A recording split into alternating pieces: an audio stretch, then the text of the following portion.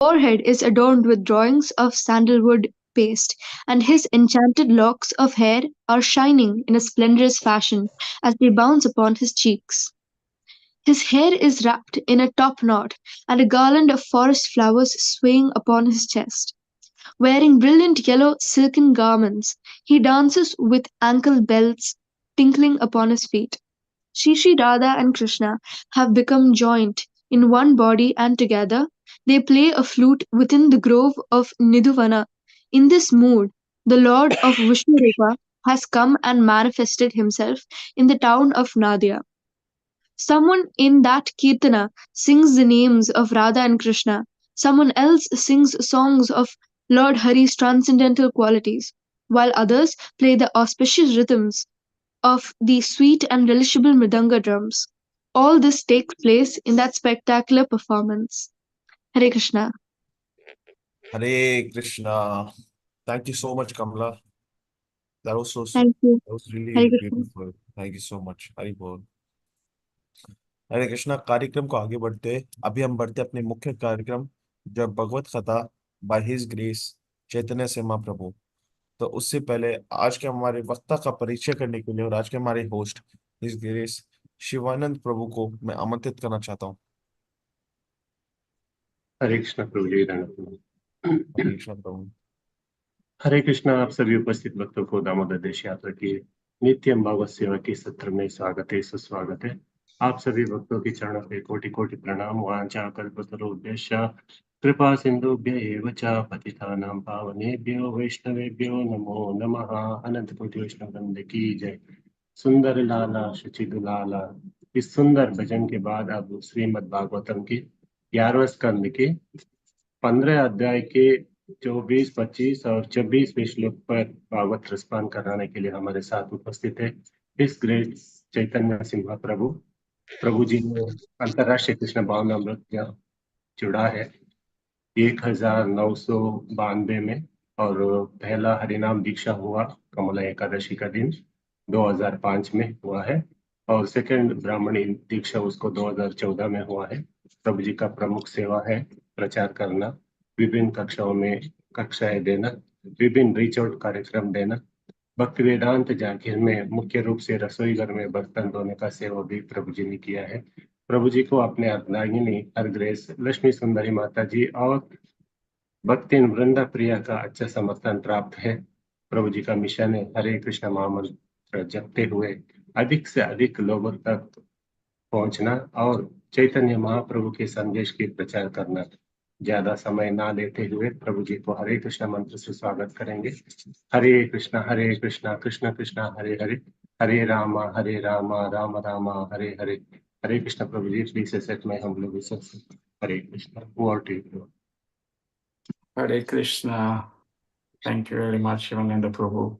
Thank you very much for allowing me to come today and trying to speak something from Srimad Bhagavatam. Are we having a simultaneous translation on this? So His Grace Keshavati Prabhu will translate. Hare. Okay, so at what point do you want to translate? He will translate whatever English you are telling, same. From now? From this point? No. You good? Keshav Bharati, are you there? Hare Krishna Prabhuji. Am I audible? Yes, you're very audible. Thank you, Prabhu. Seeking your prayer, Prabhu, seeking your blessings. Okay, so I'll start singing Jai Radha Madhav, if that's okay. Yes. Okay. Jai Radha Madhava Jaya Kunja Bihari Jaya Gopi Jana Vallabha Jaya Girivaradari Jaya Girivaradari Jaya Yashodanandana Jaya Braja Jaranjana Jamuna तीरा वनचारि यमुना तीरा वनचारि जय राधा माधवा जय कुंज बिहारी हरे कृष्णा कृष्ण कृष्ण हरे हरे हरे राम राम राम हरे हरे हरे कृष्ण कृष्ण कृष्ण हरे हरे हरे राम राम राम हरे हरे Keshav Bharati Prabhu, would you like to do the verse first? Somebody can recite the verse and the translation and the purport in Hindi. Prabhuji, you can read the verse, then Anuvad and this Tatpar he will read in Hindi. Okay, so you want me to read the verse, the Sanskrit, and then somebody will translate, and then basically read the purport in Hindi also, correct? And then each verse like that? Yes, Prabhuji. Okay.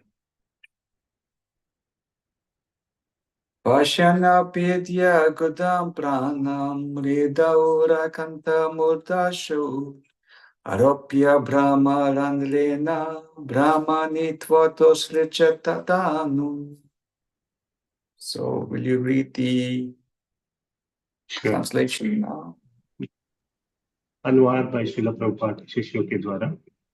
जय श्रील प्रभुपाद। जिस योगी ने स्वच्छंद मृत्यु नामक योग शक्ति प्राप्त कर ली होती है, वह अपने गुदात को पांव की एड़ी से दबाता है और तब आत्मा को हृदय से उठाकर क्रमशः वक्षस्थल, गर्दन तथा अंत में सिर तक उठाता है। तब ब्रह्मरंध्र में स्थित योगी अपने शरीर को त्याग देता है और आत्मा को चुने हुए गंतव्य तक ले जाता है। तात्पर्य: स्वच्छंद मृत्यु नामक यह योग ऐश्वर्य कुरुक्षेत्र युद्ध की समाप्ति पर भीष्मदेव द्वारा अद्भुत रूप से प्रदर्शित हुआ था। श्रील श्रीधर स्वामी के अनुसार इस श्लोक में प्रत्युक्त ब्रह्म शब्द उपलक्षण का उदाहरण है। यहाँ पर ब्रह्मयोगी द्वारा चुने गए विशिष्ट गंतव्य का, वैकुंठ का, निर्विशेष ब्रह्म ज्योति का या योगी के मन को आकृष्ट करने वाले अन्य किसी स्थान का सूचक है। Okay, next verse. Yeah. Viharyasya anshurakrite mastanam sattvam vibhaveyat vimanaya patishtanti sattve vritti surastriyaha. अनुवाद: जो योगी देवताओं की क्रीड़ा उद्यानों का भोग करना चाहता है, उसे मुझ में स्थित शुद्ध सतोगुण का ध्यान करना चाहिए और तब सतोगुण से उत्पन्न अप्सराएं विमानों में चढ़कर उसके पास आ जाएंगे। हरे Krishna. Okay, last verse, yes, which I have to do. Yeah. Yata sankalpayat buddhya yadavamat parapuman mai satya mano yunjams tatata sampushashnute. अनुवाद और तात्पर्य श्रील प्रभुपाद के शिष्यों के द्वारा। जय श्रील प्रभुपाद। जो योगी मुझ में अपने मन को लीन करके तथा यह जानते हुए कि मेरा अभिप्राय सदैव पूरा होता है, मुझ में श्रद्धा रखता है, वह सदैव उन्हें साधनों से जिनका पालन करने का उसने संकल्प ले रखा है, अपना गंतव्य, अपने मंतव्य प्राप्त करेगा। तात्पर्य: इस श्लोक में यदा शब्द सूचित करता है कि यथा संकल्प सब सिद्धि नामक योग शक्ति से अपना उद्देश्य प्राप्त करेगा, भले ही वह अशुभ समय में उसका अभ्यास क्यों न करे। भगवान कृष्ण सत्य संकल्प कहलाते हैं, अर्थात वे जिनके इच्छा, संकल्प, उद्देश्य अथवा प्राण सदैव सच्चे उतरते हैं। श्रीला भक्ति सिद्धांत सरस्वती ठाकुर इसका उल्लेख करते करते हैं कि भक्ति के अचूक साधन से जिसे किसी भी समय या किसी भी स्थान में संपन्न किया जा सकता है। मनुष्य को चाहिए कि भगवान कृष्ण से अपने खोए हुए संबंध को पुनरुज्जीवन करे। भगवान कृष्ण को प्राप्त करने के लिए उचित मार्गदर्शन करने वाली अनेक पुस्तकों है, यथा श्रील जीव गोस्वामी कृत संकल्प कल्पवृक्ष, श्रील कृष्णराज कविराज कृत श्री गोविंद लीलामृत, श्रील विश्वनाथ चक्रवर्ती कृत श्री कृष्ण भावनामृत तथा संकल्प कल्पद्रुम्न एवं श्रील भक्ति विनोद ठाकुर कृत श्री गौरांग संसरण मंगल। आधुनिक युग में श्रील प्रभुपाद ने हमें आध्यात्मिक साहित्य पर 60 बड़े बड़े ग्रंथ दिए हैं, जो हमें भगवत धाम वापस जाने में सहायक हो सकते हैं। हमारा संकल्प व्यावहारिक होना चाहिए, निरर्थक नहीं। हमें भगवत धाम वापस जाकर जीवन की समस्याओं का वास्तविक हल खोजने का संकल्प करना चाहिए। हरे Krishna. Hare Krishna. So I'll start with some invocation phrase, if you don't mind. Yeah. Om Namo Bhagavate Vasudevaya. Om Namo Bhagavate Vasudevaya. Om Namo Bhagavate Vasudevaya.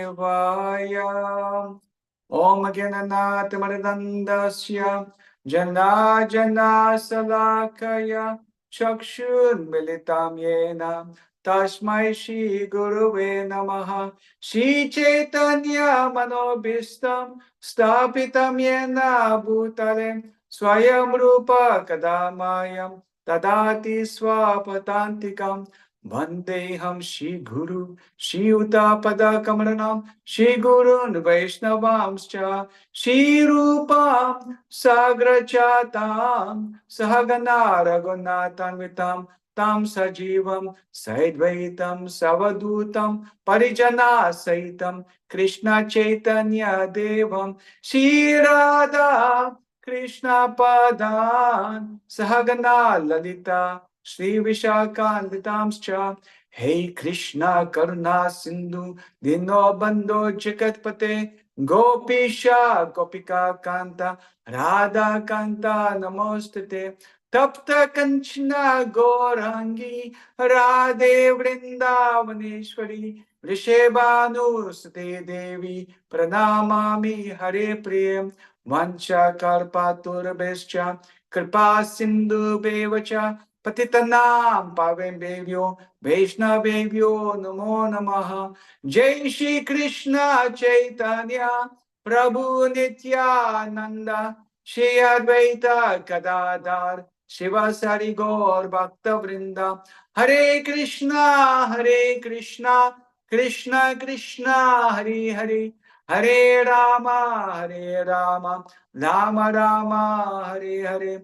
Namo Om Vishnu Padaya Krishna Prastaya Bhutale Shrimati Bhaktivedanta Swami Niti Namine. Namaste Saraswati Devi Gauravani Pracharine Nirvishesha Sunyavadi Paschata Desha Tarine.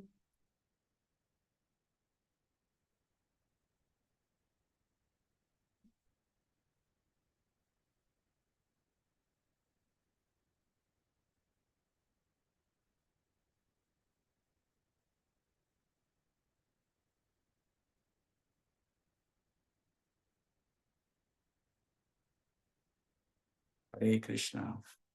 So thank you very much for allowing me to come to your association. I'm very pleased to be here. It's like a small ant who gets drowned by just a drop of water. I'm feeling also similarly drowned by the nectarian mellows of the Association of Devotees, or singing the nectarian glories of Srimad Bhagavatam. हरे कृष्ण। तो बहुत बहुत धन्यवाद मुझे यहाँ पे आमंत्रित करने के लिए, जिससे कि मैं सभी भक्तों का जो है सब दे सकूं। और जिस तरह से एक छोटी चींटी एक बूंद भर पानी में जो है डूब डूब जाती है, ठीक उसी प्रकार मुझे अनुभव हो रहा है कि आप सभी के भक्तों के संग में मैं वैसा अनुभव कर पा रहा हूँ। तो धन्यवाद।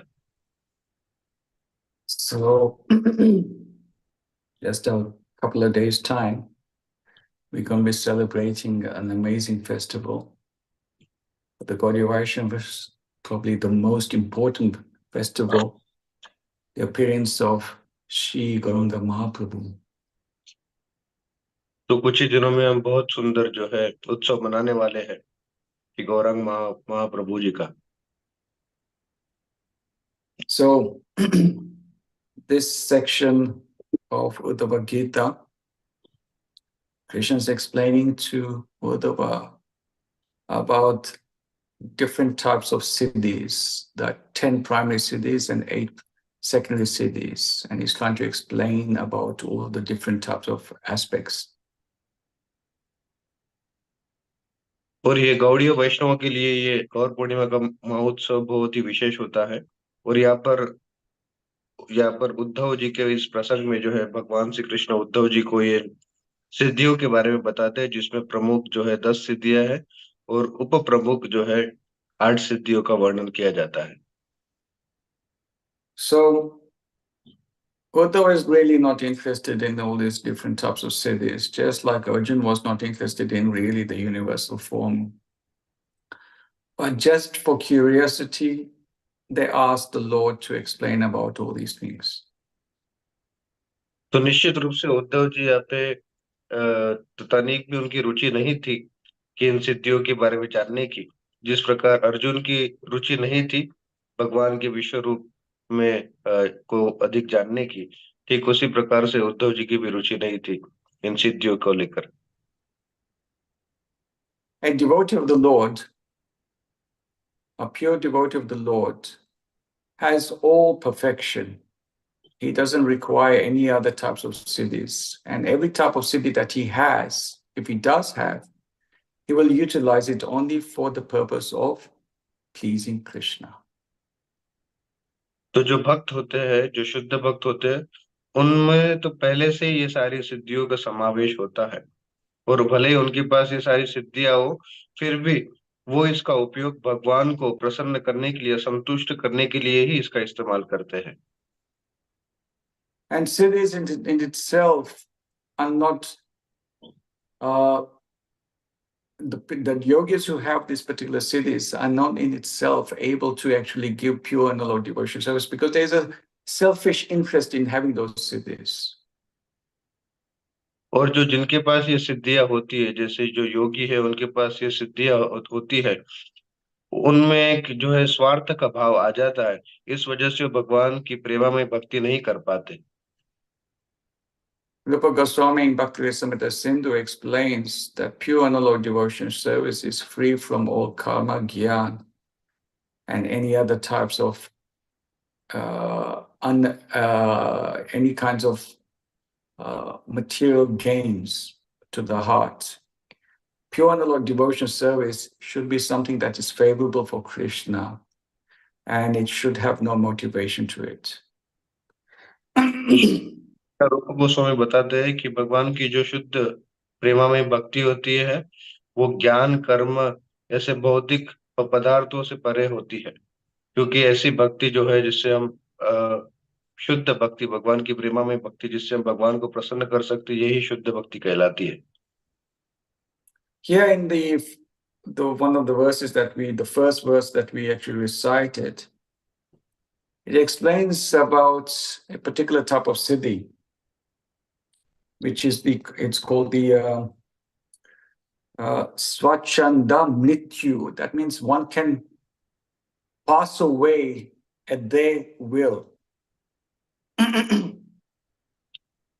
तो यहाँ पर जो है पहले श्लोक में जो है स्वच्छंदा मृत्यु नाम की जो सिद्धि का उल्लेख हुआ है, जिसमें जिसमें ऐसा है कि हम अपने अपने अनुसार जो है इस देह का त्याग कर सकते हैं। And over here, it is in the purport is explained about such persons could do leave at any moment that they desire. And an example was given of Bhishmadev in the battle of Kurukshetra. तो इसमें ऐसा होता है कि व्यक्ति जो है अपनी इच्छा अनुसार अपने शरीर या देह का त्याग कर सकता है। और यहाँ पे उदाहरण दिया है भीष्म पितामह का, जिन्होंने कुरुक्षेत्र की रणभूमि में जो है अपनी इच्छा अनुसार अपना शरीर त्यागा। As you all know, Bhishmadev was a great personality. He was regarded as the grandfather of all of the Pandavas as well as of the Kauravas. But he loved the Pandavas so dearly, but he had to side for the Kauravas because of his loyalty to the dynasty at that time. पितामह एक बहुत ही बड़े व्यक्तित्व है, और वो केवल पांडवों या कौरवों के पितामह ही नहीं, लेकिन तो बहुत बड़े विशेष व्यक्तित्व है। और भले ही वो कौरवों की तरफ से जो है हमेशा रहते थे, उनकी तरफ से युद्ध करते थे, लेकिन उनका पांडवों के प्रति बहुत स्नेह था। और साथ ही साथ क्योंकि उनकी अ, उस हस्तिनापुर या उस कौरवों के प्रति जो उत्तरदायित्व था, इसीलिए वो बंधे थे और इसीलिए वो विपरीत खड़े थे। Vishnudev sometimes is not really understood very well. They're great personality in Srimad Bhagavatam, are great devotees of the Lord. Sometimes they're not so understood very well why they acted in such a way. And Vishnudev was one of those personalities, why he sided with the Kauravas. But he explained in the Battle of Kurukshetra that he wanted to show how great Krishna was, that he's willing to break his own vow to ensure the vow of another, of his own devotee, to make sure that his vow is not broken of a devotee. तो विश्व पितामह एक ऐसे व्यक्तित्व है जिनको काफी बार जो है ठीक तरह से यथारूप समझा नहीं जाता है। और ऐसे श्रीमद् भागवत में उल्लेख है कि ऐसे काफी वैष्णव है जिनकी क्रिया और मुद्रा जो है हम समझ नहीं पाते। तो भीष्म पितामह भी एक ऐसे व्यक्तित्व थे जिनको ठीक तरह से जो है हमेशा समझा नहीं जाता, लेकिन भीष्म पितामह का जो है वो इतना स्नेह था कि वो इसीलिए भगवान के विपरीत जो है कौरवों के साथ युद्ध कर रहे थे। और इतना ही नहीं, उनका विशेष प्रेम था भगवान के प्रति, इस वजह से। Krishna vowed that he would not fight. And Bhishma Pitamba wanted to make sure that I want to make the world see how much Krishna is devoted to his devotee. So basically, when Bhishma Dev was about to kill Arjun, Krishna came and took the wheel of a chariot and just about to throw it at Bhishma Dev. And Bhishma Dev just opened his arms and says, yes. And then Krishna understood what has happened at that moment. तो भीष्म पितामह ये युद्ध भूमि में सबको दिखाने चाहते थे कि भगवान की कितनी बड़ी महिमा है, कि वो एक भक्त की रक्षा करने के लिए दूसरे भक्त की प्रतिज्ञा या अपनी प्रतिज्ञा जो तोड़ते हैं।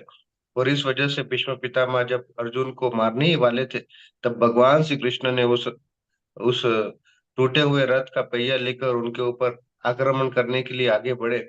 और तब भीष्म पितामह ने अपने दोनों भुजाएं जो है खोलकर जो है अपने आप को समर्पित कर दिया। और तभी कृष्ण समझ पाए कि वास्तविकता में क्या हुआ है। Bhishma Dev was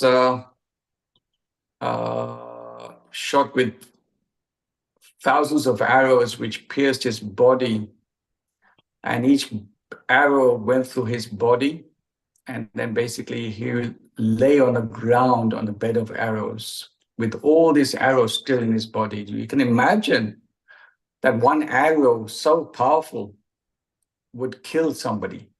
Yes. And Bhishma Padamba, but basically, as we know, like what the verse says, that he can die at any, he can die when he wants to die or leave the body.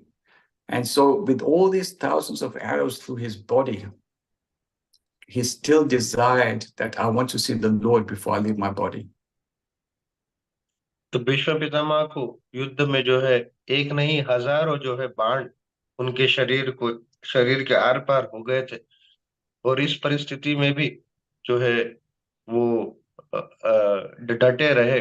और इतने सारे बाणों की वजह से सामान्यतः अगर किसी को एक बाण लगता है तो मृत्यु हो जाती है, और वैसे इतने शक्तिशाली है वो बाण थे कि भीष्म पितामह उसको भी लेके जो है उस उन बाणों की शैया पर लेटे रहे, और भगवान श्री कृष्ण का जो है चेतना उनकी थी कि उनका दर्शन हो, तो उस अवस्था में भी।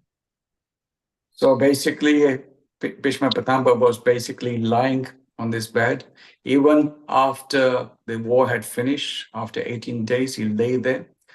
Even after the Pandavas had performed all the rituals for the war, finishing of the war.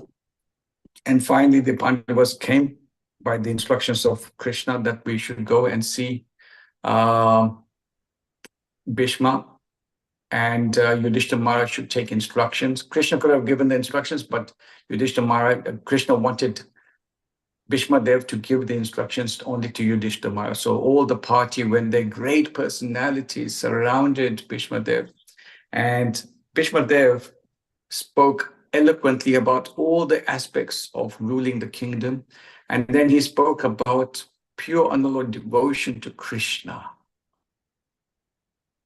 तो भीष्म पितामह उन बाणों की शैया पर लेटे रहे युद्ध के पश्चात भी। 18 दिनों तक 18 दिनों के पश्चात भी वो बाणों की शैया पर लेटे रहे, जब पांडवों ने जो सारे युद्ध के जो युद्ध के जो खत्म होने के बाद जो कुछ संस्कार थे, क्रियाएं थी, वो सब किए। और इतना ही नहीं, जब वो हस्तिनापुर पर जब उनको शासन मिला, उसके बाद फिर भगवान श्री कृष्ण जो है युधिष्ठिर महाराज को भीष्म देव के पास लेके आए, और फिर भीष्म पितामह ने और सारे युधिष्ठिर महाराज को वो ज्ञान दिया कि किस प्रकार से शासन करना चाहिए और किस प्रकार से भगवान की प्रेमामयी भक्ति करना चाहिए। इसका उपदेश उन बाणों की शैया पर भीष्म देव ने युधिष्ठिर महाराज को दिया, और सारे पांडव भी वहां पर उपस्थित थे। वो पांडवों के साथ साथ सारे भक्त साधु वैष्णव भी उनको घिरे हुए थे भीष्म पितामह को। तो ऐसी ये सुंदर घटना हुई। The beautiful verses in the Srimad Bhagavatam in the 9th chapter of the first canto about Bhishma Dev glorifying the Supreme Lord Shri Krishna. And one of those verses, Tatapi Ekakanta Bhakteshu Pashye Bhupahanu Kampitam Yenmesum Stejata Saksad Krishno Dashna Agataha. What this verse means that basically look at the Lord. Bhishma Dev saying, look at the Lord, he's so kindly come to me. Pashye Bhupahanu come so compassionately to me. Yes. When I'm just about to leave, and he's giving me opportunity to take darshan of him. Krishna Darshana Agataha, so kindly, Agataha, so kindly. So Bhishma Dev is regarded as a pure devotee because he's now wanting to see the Lord at the last moment before he leaves. तो श्रीमद् भागवतम के प्रथम स्कंद के 9वें अध्याय में भीष्म देव स्तुति करते कि देखिए इन भगवान को जो कितने करुणामयी हैं। ये केवल मेरे लिए ही यहाँ पर चल के आए हैं, जिससे कि मैं इनका सुंदर दर्शन कर सकूं, और इस दर्शन के साथ जो है मैं अपने प्राण त्याग सकूं। तो ऐसे भगवान जो कि इतने करुणामयी हैं, इनको प्रणाम है और इनकी स्तुति गा रहे हैं।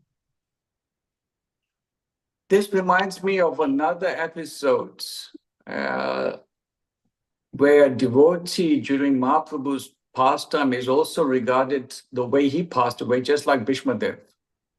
And that is Haridas Thakur. तो ये सुंदर प्रसंग मुझे और एक लीला का स्मरण दिलाता है श्री चैतन्य चरितामृत से, जहाँ पर एक भक्त भी जो है इसी तरह अपना शरीर त्यागे थे प्रभु के समक्ष। As you know, the pastime or the life of Haridas Thakur, he was so great. He came from a background which was not coming from a traditional Hindu background. He came from another background.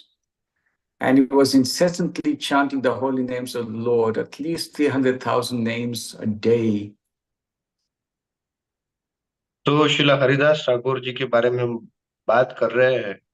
तो शिला हरिदास ठाकुर जिनका जो है परिवार हिंदू परिवार में नहीं हुआ था, एक दूसरे परिवार में, निम्न परिवार में हुआ था, लेकिन फिर भी उनके भगवान के नाम के प्रति इतनी आसक्ति थी कि वो निरंतर भगवान का नाम जप करते रहते थे, और लगभग 3 लाख नाम प्रतिदिन जो है वो जप करते रहते थे। Haridas Thakur was given residence by Sri Chaitanya Mahaprabhu near to Jagannath temple, not so near, but just quite near. where he planted a particular tree, the bakul tree, and it just grew into a manifestation, big tree. And that tree or that place is now known as Sita Bakul. And Haridas Thakur would sit underneath this tree, and Mahaprabhu daily would give him his nourishment of prasadam from Jagannath. And Haridas Thakur simply kept on chanting the holy names of the Lord every single day.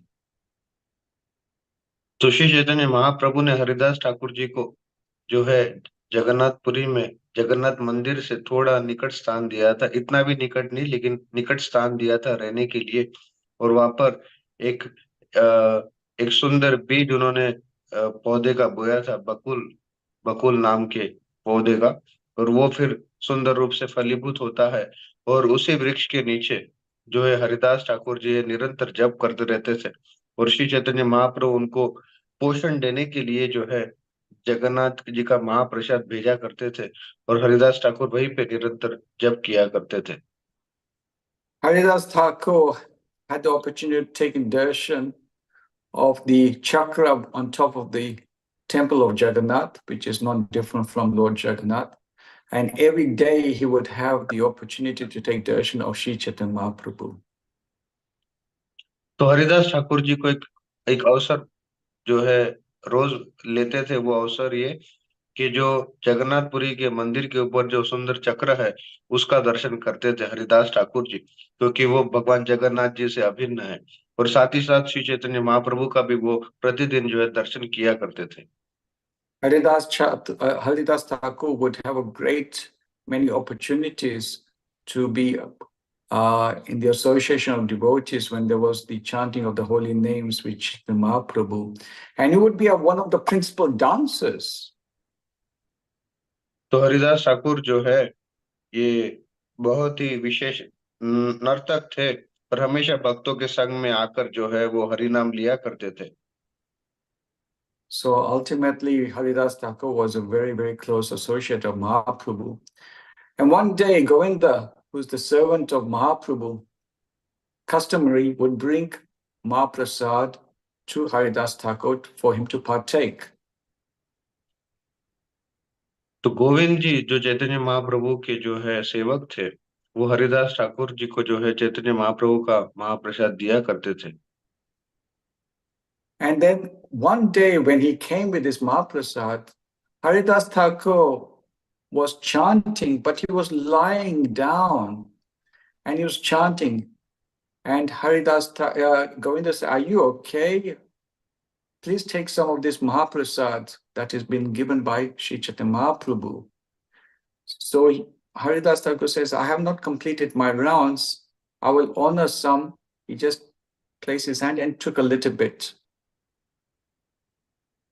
तो चैतन्य महाप्रभु के जो सेवक गोविंद, वो एक दिन जो है चैतन्य महाप्रभु के पास से कुछ महाप्रसाद लेके आए हरिदास ठाकुर जी के लिए। और तब हरिदास ठाकुर जी लेटे हुए थे, मानो उनका स्वास्थ्य ठीक नहीं था, और लेटे लेटे जो है जप कर रहे थे।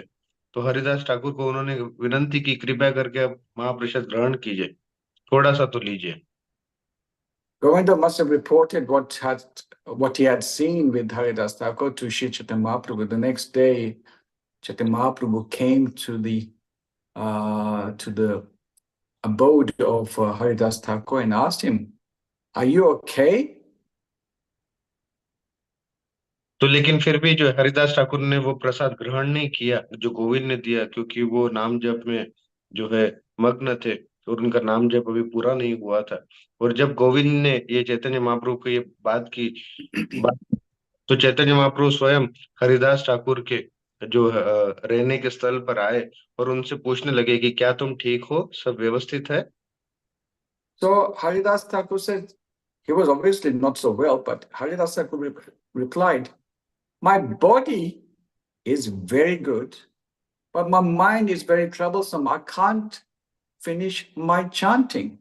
So Chaitanya Mahaprabhu told him that at this age, you're getting old, you can limit your sadhana practice of chanting so many names. Don't worry, Haridas. So he just said like this to Haridas Thakur.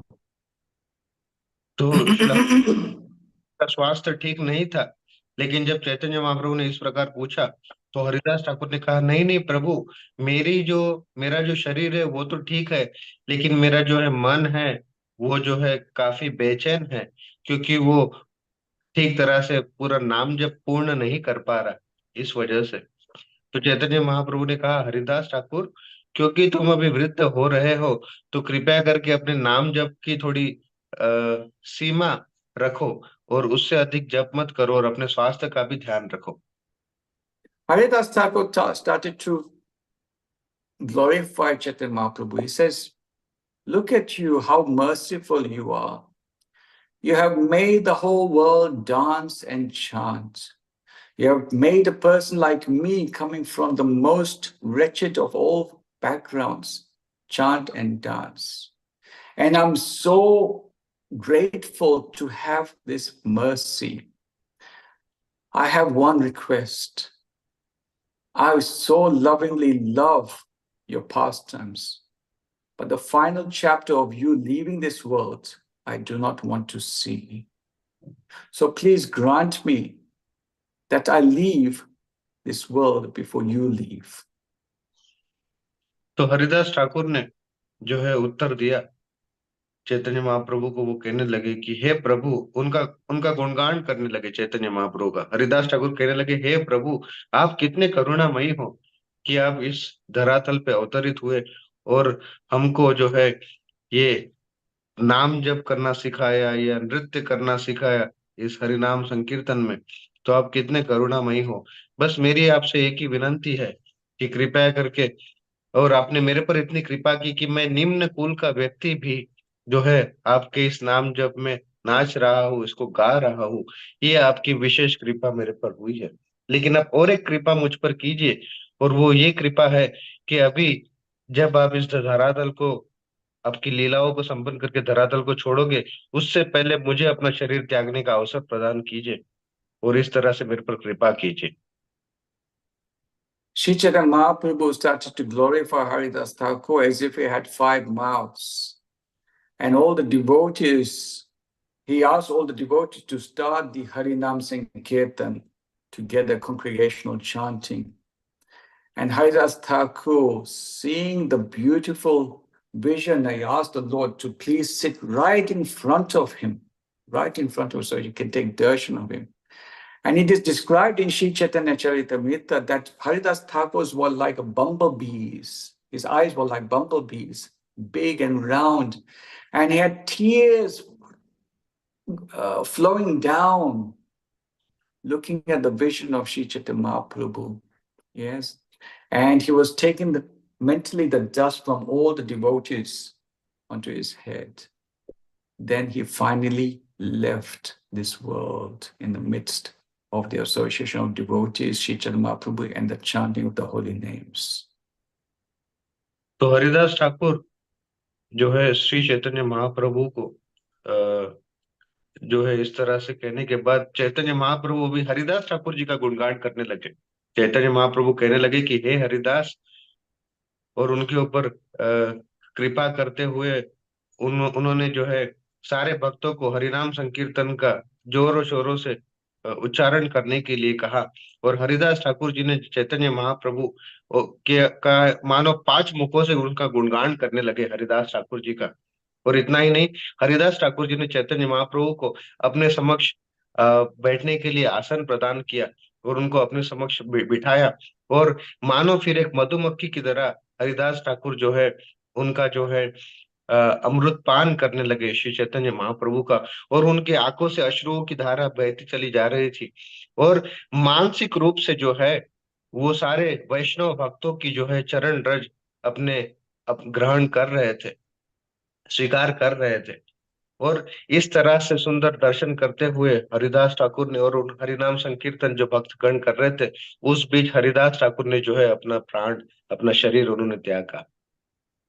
Sri Chaitanya Mahaprabhu took the body of Haridas Thakur into his arms, and he started to dance in ecstatic love throughout the courtyard where Haridas Thakur's residence was. And then he finally took the body of Haridas Thakur into the ocean, and then made a pyre near there. for the samadhi of Haridas Thakur. तो फिर श्री चैतन्य महाप्रभु ने हरिदास ठाकुर जी के शरीर त्यागने पर उनका उनका जो दिव्य शरीर है अपने दोनों भुजाओं में लेकर वो नाचने लगे, जहाँ पर हरिदास ठाकुर जी निवास कर रहे थे, उसी उसी जगह पर वो उनका शरीर लेके नाचने लगे। और तत्पश्चात वो समुद्र के पास गए और वहां पर जो है उनकी समाधि वगैरह उन्होंने बनाई हरिदास ठाकुर के लिए। Chaitanya Mahaprabhu declared that this place where we had just performed the Harinam Sankirtan and took the body of Haridas Thakur into the ocean will be regarded as a very holy place. So anyone who takes a bath there will achieve pure unalloyed devotional service to Shri Krishna. तो फिर श्री चैतन्य महाप्रभु ने कहा कि इस जगह पर जहाँ पर अपने हरिनाम संकीर्तन कहा, जहाँ पर हरिदास ठाकुर रह रहे थे, और इस समुद्र के तट पर जहाँ पर इनकी समाधि है, यहाँ पे अगर कोई आगे अगर स्नान भी करता है एक, तो उसे भगवान का जो है कृष्ण प्रेम या कृष्ण भक्ति भक्ति उसको प्राप्त होगी। So Mahaprabhu glorified Haridas Thakur. Haridas Thakur sets an amazing example of how to leave the world. And similarly, our own His Divine Grace, A.C. Bhaktivedanta Swami Srila Prabhupada, was also regarded how he left this world, just like Bhishma Dev. तो श्री चैतन्य महाप्रभु ने हरिदास ठाकुर जी का जो है गुणगान किया, और हरिदास ठाकुर जी ने सुंदर उदाहरण वो जो है प्रस्तुत किया, और वही भीष्म देव जी ने भी, और शिला प्रभुपाद जो है उन्होंने भी इसी आचरण को सिखाते हुए अपना जो है शरीर त्यागा इस धरातल से।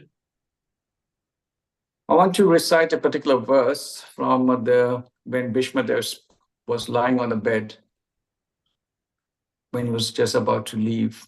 And it's a very important verse because this is a verse which outlines what's the difference between a devotee leaving the world and a non-devotee, or a non-devotee, although it could be considered as a transcendentalist leaving the world. Bhakti aveshya mano yasmin vacho yan namakirta yan tyajan kalevram yogi muchate kama karma bi. I'm going to read the translation. It's, if you want, it's Canto 1, verse 23, chapter 9. The personality Godhead who appears in the mind of the devotee by attentive devotion and meditation and by chanting of the holy name releases the devotee from the bondage of fruitive activities at the time of his quitting the material body. तो यहाँ पर जो है भीष्म पितामह एक बहुत ही सुंदर श्लोक का वर्णन करते हैं इस 9वें अध्याय में प्रथम स्कंद के, और जहाँ पर वो प्रभु का जो है गुणगान कर रहे हैं और इस तरह से जो है अपना शरीर त्याग रहे हैं, और ये शरीर त्यागने से पहले ही वो जो है सुंदर भगवान का इन श्लोकों द्वारा गुणगान कर रहे हैं। और यहाँ पर बताया जाता है कि ये श्लोक जो है हमें भी सीखने चाहिए, और ये बतलाता है कि किस प्रकार एक भक्त और या फिर एक कोई बड़ा योगी जो है अपना शरीर त्यागता है उनकी तुलना में जो कि जो है भगवान के भक्त नहीं है। और ये सुंदर जो है श्लोक जो यहाँ पे प्रभु ने बताया उसका कुछ अनुवाद इस प्रकार है। प्रभु ji, can you please break the translation once again? It's, if you want to do it, you can check on your thing. It's Canto 1, chapter 9, 22. Okay, Prabhu. Let me just double check this one and that one.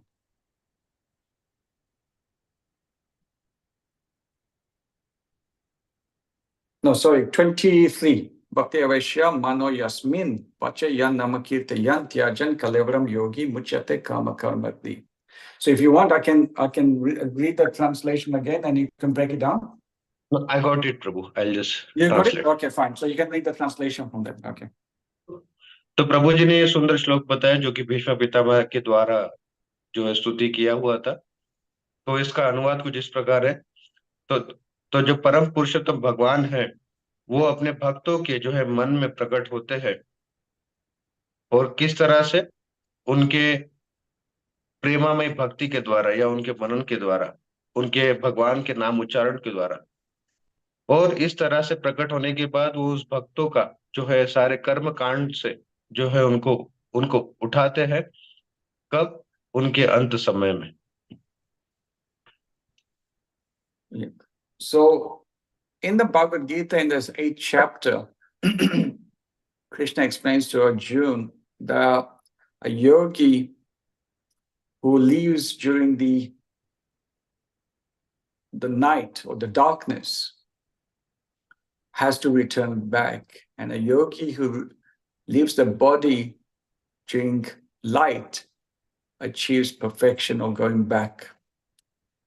But then Krishna says right at the end of the 8th chapter, after explaining all the different ways of attaining that destination, he says, Vadeshu yagneshu tapashu cha eva daneshu yat punya palam pradishtam atyatita sarvam idam viditva yogi param stanam upaiti chadyam. A person who accepts the path of devotional service is not bereft of results derived from studying the Vedas, performing austere sacrifices, giving charity, or pursuing philosophical and fruitive activities. Simply by performing devotional service, he attains all these, and in the end, he reaches the supreme eternal abode. So, what this means, this bhakti is so powerful that a yogi has no comparison to a devotee or bhakta. तो यहाँ पर भगवान श्री कृष्ण ने भी भगवत गीता में कहा है कि जो व्यक्ति रात्रि के समय में अपना देह त्याग कर उसे फिर से इस मृत्यु लोक में लौटना पड़ता है, और जो व्यक्ति जो जो योगी जो है दिन के समय में अपना शरीर त्यागता है, वो उसे मुक्ति प्राप्त होती है। लेकिन भगवान श्री कृष्ण इसके पश्चात 8वें अध्याय में एक सुंदर श्लोक का वर्णन करते हैं, जिनका प्रभु जी ने अभी उल्लेख किया, कि जो व्यक्ति जो है भगवान की प्रेमामयी भक्ति को स्वीकार करता है, वो इन सारे जो परिणाम होते हैं वेदों का अध्ययन करने का, या यज्ञ करने का, या तपस्या करने का, या दान देने का, या फिर जो है मानसिक रूप से ज्ञान या कर्मकांडी विधि करने का, केवल भगवान की प्रेमामय भक्ति करने से वो इन सारी वस्तुओं को लांघ कर भगवान के धाम को प्राप्त कर सकता है। In the 3 verses that we read, in the last verse, which was 26, in the purport right at the end, it mentions about all the different types of books. And the reason for all the different types of books is how to attain perfection by absorbing ourselves in books, because that in itself will help us to achieve samadhi on Krishna consciousness. And as a mission of Srila Prabhupada, we distribute books. Srila Prabhupada used to mention books are the basis, they're the foundation for us to read the books. And our acharyas, since Sri Chaitanya Mahaprabhu, have written hundreds and hundreds of books just for our welfare, for us to be engrossed. And the beautiful examples of the stories how these books are being distributed even during the 6th Goswami time and afterwards. तो ये जो आज के हमने 3 श्लोकों का जो पठन किया, उसमें जो तीसरा श्लोक है उसमें किताबों का, ग्रंथों का काफी महत्व बताया गया, उसके ऊपर जोर डाला गया है कि कैसे हम हमारी चेतना जो है इन ग्रंथों में जो है लाकर जो है अपना उद्धार कर सके, किस प्रकार हम भी अपना जो है परिवर्तन कर सके।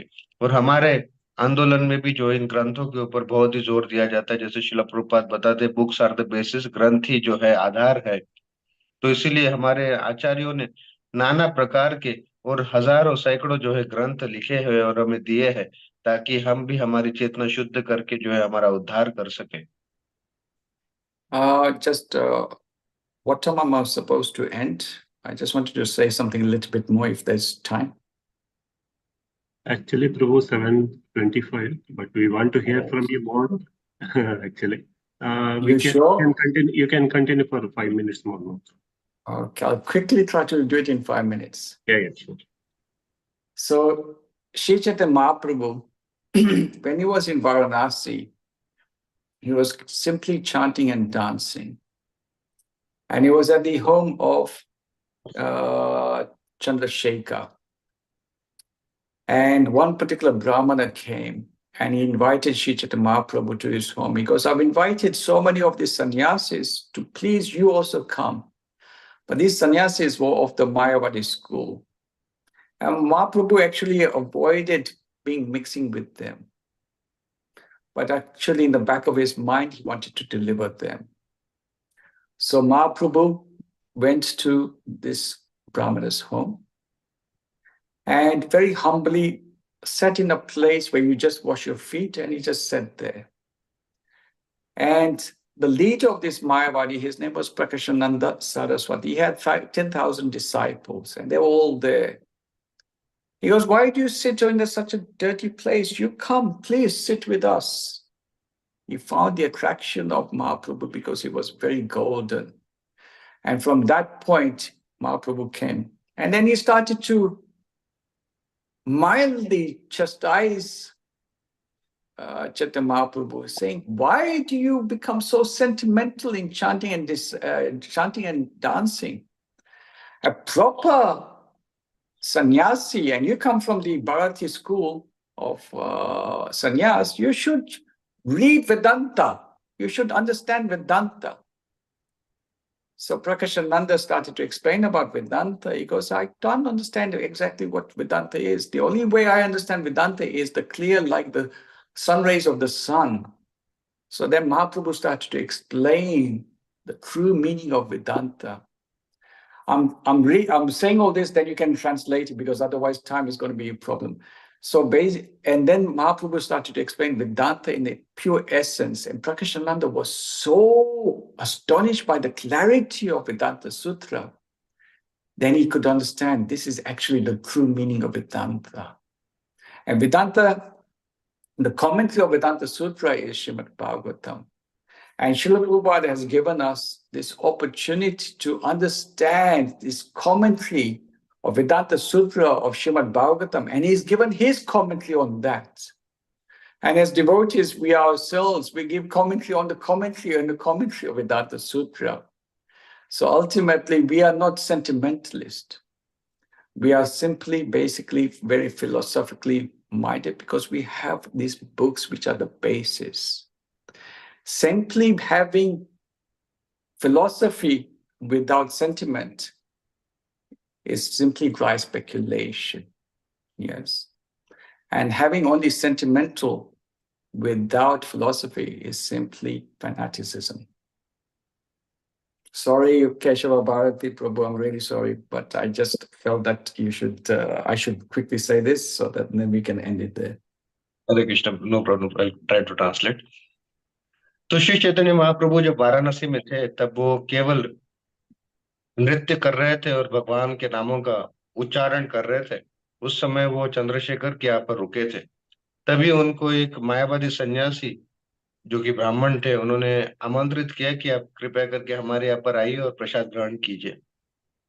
तो वैसे तो चैतन्य महाप्रभु की इन मायावादी लोगों में कुछ रुचि नहीं थी, लेकिन किंतु उनका उद्धार करने के लिए चैतन्य महाप्रभु जो है उनके वहां पर गए, और जहां पर और उनके स्थान पर गए जब उन्होंने आमंत्रित किया था तब, और जहां पर जो है हाथ पांव धोते हैं वहीं पे चैतन्य महाप्रभु बैठ गए उसके पास ही। तो इन मायावादियों के जो मुख्य अधिकारी थे या मुख्य नेता थे, जिनका नाम था प्रकाशानंद सरस्वती, उन्होंने कहा कि तुम उस गंदे स्थान पर क्यों बैठे हो, यहाँ पर आके बैठो मेरे पास।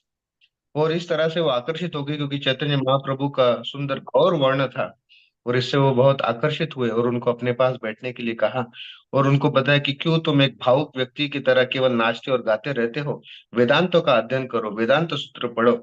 और मेरे लिए वेदांत का अर्थ है कि सूर्य से निकलते हुए तेजस्मान किरणें, वो वेदांत है, तो इसको तुम ग्रहण करो। लेकिन चैतन्य महाप्रभु ने उनको बड़े ही सरलता से और प्रेम पूर्वक जो है वेदांत का सार बताया कि वेदांत का अध्ययन करके जो है हमको किस तरह से जो है इन नामों के प्रति या इस कृष्ण के प्रति जो है आकर्षण निर्मित करना होता है। और जब चैतन्य महाप्रभु ने इतना संक्षिप्त में उनको जब समझाया तो वे काफी प्रसन्न हुए और उनसे जो है आकर्षित हुए। तो कहने का तात्पर्य यह है कि हमारे भी आंदोलन में इन ग्रंथों के ऊपर जोर इसलिए दिया है कि हम इन ग्रंथों को पढ़कर जो है अपना जीवन परिवर्तित परिवर्तित करें और इसको समझे। और ये केवल भावुकता ही नहीं है। तो ये तत्व ज्ञान केवल भावुकता ही नहीं है, लेकिन ये जो है हमारा हमारे शुद्धिकरण के लिए है। और हमारे आचार्य गणों ने इनके ऊपर सुंदर जो है टिकाए ये वेदांत सूत्र की जो कमेंट्री है या जो इनके ऊपर टिप्पणी है वो श्रीमद् भागवतम है। और हमारे आचार्यों ने शिला प्रभुपाद या उनके शिष्यों ने भी हमको इन ग्रंथों का माध्यम से इन वेदांत सूत्र का सार बताया है। और हमारे जो आज के गुरु वृंद है उन्होंने भी इन श्रीमद् भागवतम के शिला प्रभुपाद के जो टिप्पणी है उनके ऊपर भी टिप्पणी करके हमें और अच्छी तरह से इस ज्ञान को जो है प्रदान किया है। तो आइए हम इसे स्वीकार करें और इन ग्रंथों का हम मूल समझे, क्योंकि ये चैतन्य महाप्रभु या फिर जो हमारे छठ गोस्वामी वैष्णव वृंद है उनके बाद से भी ये ग्रंथों का भी बहुत ही तब उस समय पे भी काफी जोर देते थे। तो इन ग्रंथों को हम इनका आस्वादन करके अपना जीवन परिवर्तित करें। And Prabhu ji, you said one last statement that philosophy without sentiment, can you please repeat those two lines? Okay. Philosophy without sentiment is simply dry speculation. तो तत्व ज्ञान भावुकता के बिना जो है केवल एक एक मानसिक मनगढ़ंत बातें हैं। And sentiment without philosophy is simply fanaticism. और भावुकता बिना तत्व ज्ञान के एक केवल निष्फल कार्य है। Thank I you. thank Keshava Bharati Prabhu, you translated amazingly, especially the last bit. I mean, you like Shruti, you can remember everything. So I thank you very, very much for translating. It's very amazing. Thank you, Shivananda Prabhu. It's a great honor to be here amongst you all devotees. Thank you very, very much. Thank you. I'm so grateful to be here with you. Hare Krishna.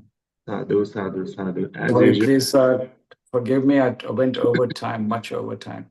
No, that's it. You want to hear more from you, but due to the time limit, you can. Thank you so much, Prabhuji. प्रभु जी ने आज का जो 3 श्लोकों के ऊपर जो आपने समझाया उसका जो छोटे से सारांश बताना मैं चाहता हूँ। पहले प्रभु जी ने बोला उद्धव जी को भगवान कृष्ण ने अष्टांग योग सिद्धि का बारे में बताया, उसमें 8 प्रमुख सिद्धियां हैं और 10 गौण सिद्धियों के बारे में बताया। बट उद्धव जी ने ये सिद्धियों में रुचि नहीं रखता है। भक्त होते हैं पहले से ही ये सिद्धियां होती है, बट उसको भगवान के लिए यूज करना चाहिए। योगी लोग जिसके पास ये सिद्धि है, लोगों को जो ये सिद्धि प्राप्त करते हैं, जो योगी लोग, वो लोग स्वार्थ होते हैं। ये सिद्धियों को भगवान के अर्पित नहीं करते वो लोग। उसमें रूप गोस्वामी का उदाहरण से उन्होंने बता दिया। और 25वें श्लोक में प्रभु जी ने बताया स्वच्छंद मृत्यु का बारे में समझाया, व्यक्ति कैसे इच्छानुसार अपना देह त्याग कर सकता है। उदाहरण से प्रभु जी ने भीष्म देव का जो स्टोरी से बताया। श्रीमद् भागवतम का पहला स्कंद और 9वें चैप्टर में भीष्म स्तुति है, उसका बारे में प्रभु जी ने बहुत अच्छे तरीके से समझाया। ऐसे ही चैतन्य चरितामृत से हरिदास ठाकुर जी का बहुत अच्छे तरीके से उन्होंने प्रभु जी ने बताया किस तरह चैतन्य महाप्रभु ने हरिदास ठाकुर जी को गुणगान किया, जैसा श्रीला प्रभुपाद का उदाहरण से उन्होंने बताया। और श्रीमद् भागवतम का पहला स्कंद 9वें अध्याय का 23 सुंदर श्लोक के बारे में बताया, जैसा भक्तावेश्य मनोयस्मिन् वाचयन् नाम कीर्तनया त्यजंत कलेवरम योगी मुच्यते काम कर्म बिहे। और ऐसे ही भगवद गीता 8वें अध्याय के बारे में भी प्रभु जी ने बताया भगवान का केवल प्रेम भक्ति से कैसे हम लोग ये भवबंधन को लांघ कर सकते हैं। और वो लास्ट में ग्रंथों का बारे में बताया, श्रील प्रभुपाद का ग्रंथ ही हम लोगों के लिए आधार है, ताकि हम लोग का चेतन शुद्धि करके कैसे भगवत प्राप्ति कर सकते हैं। लास्ट में प्रभु जी ने वेदांत सूत्र के बारे में बताया, जैसा ग्रंथों को पढ़ के अपने को शुद्ध करके अपने को परिवर्तन कर सकता है।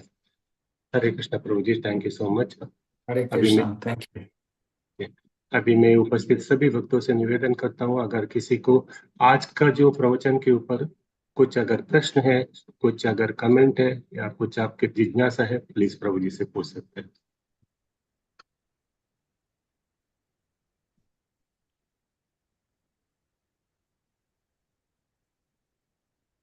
हरे कृष्णा। किसी को अगर प्रश्न है तो प्लीज माइक खोल के बता दीजिए या चैट बॉक्स में लिख कीजिए।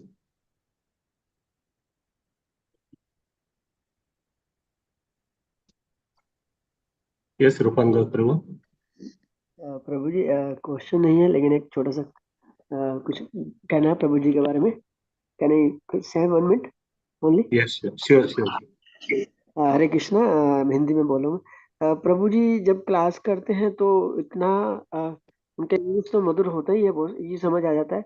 तो इतना उन्होंने एक्सेप्ट किया हुआ ना चैतन्य चरितामृत और भागवतम, तो उनके मुख से जो निकलता है मतलब ऐसा बहुत हृदय में ग्रहण होता है। मैंने उनकी कई क्लासेस अटेंड की है और ज़्यादा मैं ग्लोरीफाई नहीं कर पाऊंगा प्रभु जी को, पर प्रभु जी के अंदर जो बोलते हैं तो बहुत बहुत हृदय को टच होकर चैतन्य महाप्रभु की लीला प्रस्फुटित होती है। मैं इतना ही बस कह पाऊंगा। और प्रभु जी ने बहुत अच्छा लेक्चर दिया और बड़ा बहुत अच्छा भीष्मदेव और हरिदास ठाकुर जी के बारे में बताया, और हम लोग हेयरिंग करने के लिए वेट कर रहे हैं कभी प्रभु जी के द्वारा क्लास होगा। हरे कृष्ण। केशवमूर्ति प्रभु translated. Hare Krishna, Prabhu. Prabhuji, Chaitanya Seva Prabhuji, Rupanuga Prabhu wanted to glorify you. So he said that you are so attached to Chaitanya Charitamrita and Srimad Bhagavatam that whatever you speak, it touches the heart and it purifies. So we are so eager to hear from you more and more in the future classes. So please pray for us also and give us your mercy through the Krishna Katha, Prabhu. Thank you so much. I'm only attached to speaking about Sri Chaitanya Mahaprabhu and Srimad Bhagavatam because of the associated devotees who empower me. तो प्रभु जी बताते हैं कि मैं क्योंकि चैतन्य महाप्रभु भगवान श्री कृष्ण के बारे में इसीलिए बता पाता हूँ क्योंकि जो भक्त गण है, वैष्णव गण है, वो मुझे सदैव जो है उत्साहित करते रहते हैं और मुझे ये शक्ति प्रदान करते ताकि मैं बोल पाऊँ। Even Dr. Sonal Arjuna Mataji also, she wrote something here in chat box. She was telling His Grace Chaitanya Seva Prabhuji's classes on Chaitanya Leela are so amazing. It's like playing live in front of us.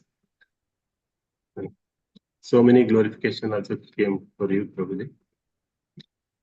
As I'm repeating, that is only because of the devotees' mercy that we can speak something about. I have nothing, I don't have anything independent from anything like this, anything from myself that I can give. Only the devotee's mercy allows me to speak. I just narrate something quickly because if you don't mind, just 1 minute. Yeah. So everybody knows a little bit Sri Chaitanya Charitamrita, who wrote it. There is a personality by the name of Srila Krishnadas Kaviraj Goswami. Now, the two principal writers of the pastimes of Mahaprabhu. One in the early pastimes was the name of Murali Gupta. Okay, these are kadech, these are basically notes he wrote. And the later pastimes in Jagannath Puri and travels were done by Swarab Damodar Goswami. And later Swarab Damodar Goswami used to narrate all this to a personality by the name of Raghunath Das Goswami.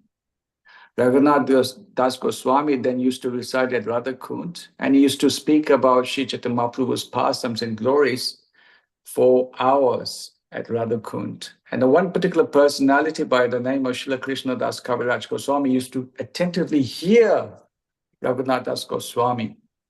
But nobody at that time had written anything philosophically about Sri Chaitanya Mahaprabhu.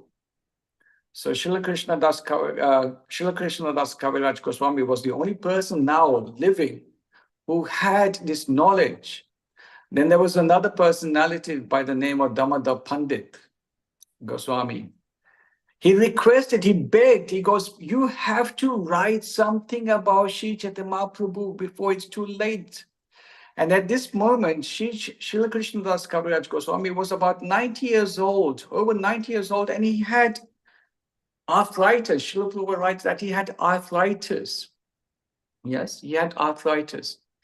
And so you can imagine in those days, there's no computer, there's no paper and pen. You have to get quills from the feathers of a bird or whatever, or from a bark of a tree and get all these things done. So you can imagine the poetry that Srila Krishnadas Kaviraj Goswami wrote in explaining the philosophical point about Sri Chaitanya Mahaprabhu was amazing, and that is Sri Chaitanya Charitamrita. And then another point that I want to add is that Srila Prabhupada had a choice of giving to us Chaitanya Bhagavat or Sri Chaitanya Charitamrita.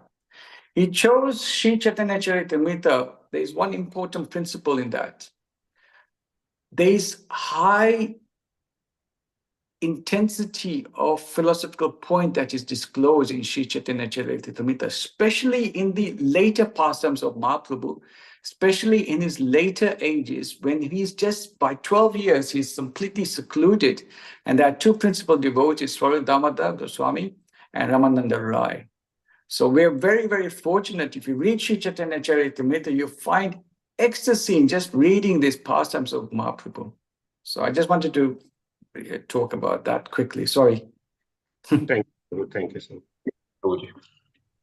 तो सोनल अर्जुन माता जी ने भी कहा कि प्रभु जी आप जब चैतन्य लीला का वर्णन करते हो तो मानो हमारे आंखों के समक्ष वो लीलाएं घट रही है, इस तरह से आपका गुणगान किया।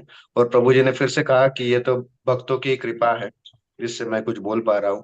तो अभी चैतन्य सेवा प्रभु ने एक चैतन्य चरितामृत के बारे में बताते हुए कहा कि चैतन्य महाप्रभु की लीलाएं सबसे पहले जो उनके दिनों सबसे पहले दिनों की जो लीलाओं को लिखने वाले थे मुरारी गुप्ता, जो जिन्होंने कुछ कड़छे लिखे थे चैतन्य महाप्रभु के लीला के संबंधित, तत्पश्चात जो उनकी जो अंतिम लीलाएं थी जो है वो स्वरूप दामोदर गोस्वामी जी ने द्वारा लिखी गई। और स्वरूप दामोदर गोस्वामी ने जो ये लीलाओं का वर्णन शिला रघुनाथ दास गोस्वामी को कहा। और शिला रघुनाथ दास गोस्वामी वृंदावन में जो है राधा कुंड के पास घंटों घंटों बैठकर इन कथाओं का वर्णन करते थे चैतन्य लीला का। और वहां पर एक व्यक्तित्व थे शिला कृष्णदास कविराज गोस्वामी, उन्होंने ये लीलाओं को केवल श्रवण करते रहे। और वहां पर एक व्यक्ति थे दामोदर पंडित नाम के, उन्होंने शिला कृष्णदास कविराज गोस्वामी को जो है काफी विनंती की कि कृपया करके आप इन लीलाओं को लिपिबद्ध कीजिए ताकि हम इसका और आस्वादन कर सके या आने वाली पीढ़ी इसका और आस्वादन कर सके। और शिला कृष्णदास कविराज गोस्वामी जो कि काफी 90 वर्ष की उनकी आयु थी उस समय, उनका हाथ मानो हिलता ही रहता था, ठीक तरह से लिखते नहीं थे, कोई पेन लैपटॉप पेपर या फिर कोई ऐसा सुविधा नहीं थी। एक पक्षी के पंख से और साथ ही साथ जो पेड़ के पत्तों के ऊपर लिख कर जो है श्री चैतन्य चरितामृत उन्होंने संपन्न किया। तो हमारा भी उत्तरदायित्व बनता है कि हम भी इस चैतन्य चरितामृत को पढ़े और इसका आस्वादन कर सके और इस हमारी परंपरा को और इस तत्व ज्ञान के द्वारा समझ सके। और शिला प्रभुपाद जी ने भी इस चैतन्य चरितामृत को बहुत बहुत ही महत्व दिया और कहा कि इसमें सबसे ज्यादा तत्व ज्ञान जो है अंतिम लीला से हमको प्राप्त होता है। जब चैतन्य महाप्रभु 12 वर्ष जगन्नाथपुरी में रहे और घंटों घंटों तक जो है शिला स्वरूप दामोदर गोस्वामी और रामानंद राय के साथ अपना जो है अकेले में समय बिताते, तो इनको हमको निश्चित रूप से ग्रहण करना चाहिए और हमारा जीवन सफल करना चाहिए। हरे Krishna. Thank you very much. Hare Krishna. Once again, thank you so much, Prabhuji, for your wonderful class. And also thank you so much, Keshavati, for your wonderful translation seva. जो बड़े बड़े लाइन को आपने इतना अच्छे तरीके से सुन के इतना अच्छे तरीके से हम लोगों को ट्रांसलेट किया। थैंक यू सो मच प्रभु जी। हरे कृष्ण। अभी मैं आमंत्रित करता हूँ जय गोविंद प्रभु को, आके दामोदर देश यात्रा का आने वाला जो भी घोषणा है तो बता दीजिए। जय गोविंद प्रभु। हरे कृष्ण प्रभु।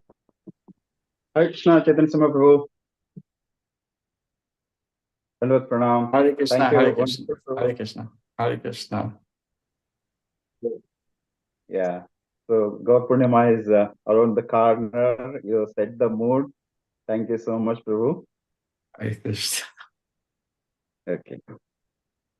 Devotees, Hare Krishna. जैसा प्रभु ने कहा गौर पूर्णिमा 25 को है, मंडे है, लेकिन हम यहाँ पर मना रहे हैं कल और परसों।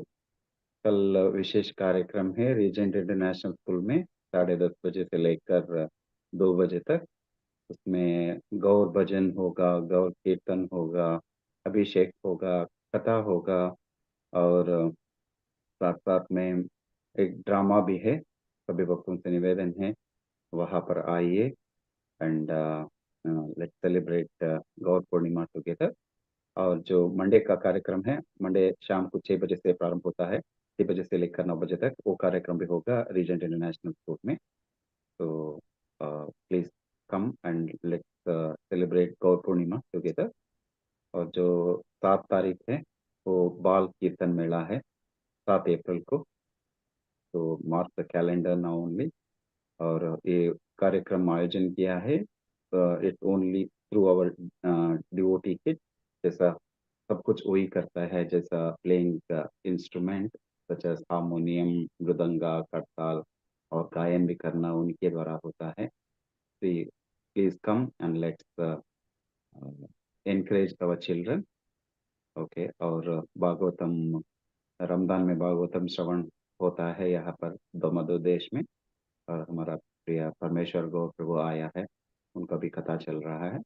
If you want to attend please be in touch with Vidyagati प्रभु। यस प्रभु, दिस इज योर नाम। अभी हम लोग आखिरी पड़ाव पे आए हैं, प्रेयर्स के लिए हम लोग बढ़ेंगे। पहले हम लोग परम पूज्य जयप्रताप स्वामी महाराज का स्वास्थ्य के लिए प्रे करेंगे। इस गृहस्थ तुलसी गोविंद प्रभु और स्वर्ण गोपिका माता जी के लिए, राधा पद पंकज प्रभु का स्वास्थ्य के लिए, इस गृहस्थ नरोत्तम कृष्णदास प्रभु के पिताजी रतन कुमार प्रभु का स्वास्थ्य के लिए, पूर्ण पुरुषोत्तम प्रभु का स्वास्थ्य के लिए, और सभी भक्त और भक्तियों का कार्य क्षेत्र उद्योग में सफलता के लिए, बच्चों का एग्जाम के लिए, और श्रीमान हीरो मंगनानी प्रभु के लिए, श्याम सुंदर देवीदासी माता जी के लिए, चितारी प्रभु के लिए, और सोनल अर्जुना माता जी का पिता श्री वीरेंद्र अर्जुना प्रभु के लिए, ऋचा गोयंका माता जी के लिए, रेखा माता जी का बेटे के लिए, और प्रेम प्रभु के पिताजी श्रीमान मुकेश अडनानी के स्वास्थ्य वर्धन के लिए, और अपराजिता देवी माता जी का माता पिता विजय पांडे और उमारायण देवीदासी का स्वास्थ्य के लिए, अंजू देवनानी लिखे कि उसका पेरेंट्स गोविंद राम और कौशल्या गंगवानी माता जी के लिए, और विनीता सिंह माता जी का पुत्र अभिनव के लिए, और प्रतिमा कुलकर्णी माता जी का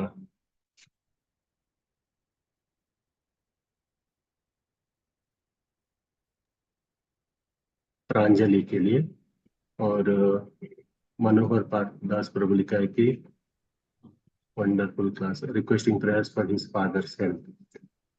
सभी भक्तों का आध्यात्मिक प्रगति के लिए और अच्छा स्वास्थ्य के लिए हम लोग 3 बार हरे कृष्ण मंत्र बोलेंगे। और अंजलि चैनानी माता जी लिखे कि requesting prayers for husband Rahul Chainani. तो सभी भक्तों का आध्यात्मिक प्रगति के लिए और अच्छे स्वास्थ्य के लिए हम लोग 3 बार हरे कृष्ण मंत्र बोलेंगे। जय श्री कृष्ण चैतन्य प्रभु नित्यानंद श्री अद्वैत गदाधर श्रीवासादि गौर भक्तवृंद। हरे कृष्ण कृष्ण कृष्ण हरे हरे, हरे राम राम राम हरे हरे, हरे कृष्ण कृष्ण कृष्ण हरे हरे, हरे राम राम राम हरे हरे, हरे कृष्ण कृष्ण कृष्ण हरे हरे, हरे राम राम राम हरे हरे। लोका समस्ता सुखिनो भवन्तु, सर्वे जना सुखिनो भवन्तु। हरे कृष्ण प्रभु जी, चैतन्य सेवा प्रभु, with your permission shall I end today's session प्रभु? सभी वरिष्ठ भक्तों से और प्रभु से हम निवेदन करते हैं कि आज का सेशन हम लोग इधर अल्प विराम दे देंगे कल तक के लिए। हरे Krishna. Hare Krishna. Yeah, sorry, Prabhu. Yes, you can. Hare Krishna.